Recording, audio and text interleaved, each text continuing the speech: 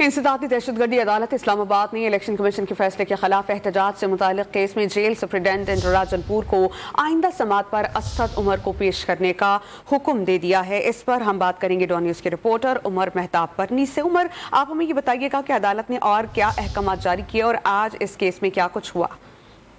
जी देखिए, इंसदादी दहशतगर्दी अदालत इस्लामाबाद ने जेल सुप्रिटेंडेंट राजनपुर को आइंदा समात पर असद उमर को पेश करने का हुक्म जो है वो दिया है।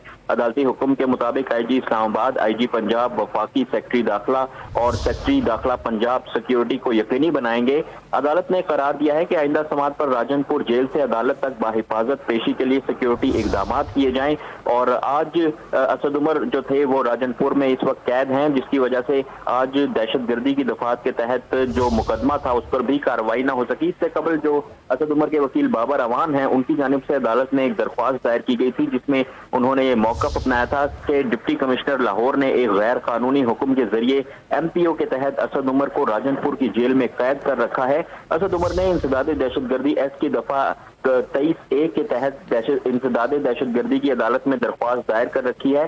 असद उमर की दरख्वास्त पर उनकी अदम मौजूदगी में फैसला कानूनन मुमकिन नहीं। सिक्योरिटी खदशात के बाइस असद उमर जो हैं वो राजनपुर जेल से मुंतकली मुनासिब इंतजामात की मुतकाजी है। और ये दरख्वास्त जो है वो बाबर अवान की जानिब से अदालत में दायर की गई थी, जिसपे अदालत ने हुक्म सुनाते हुए सुप्रिटेंडेंट जेल राजनपुर को ये हुक्म दिया है कि असद उमर को बाहिफाजत अदालत में आइंदा समात पर पेश करें। और आइंदा समात जो है वो 3 मार्च को होगी। जी बहुत शुक्रिया उमर मेहताब, आपने हमें अपडेट किया।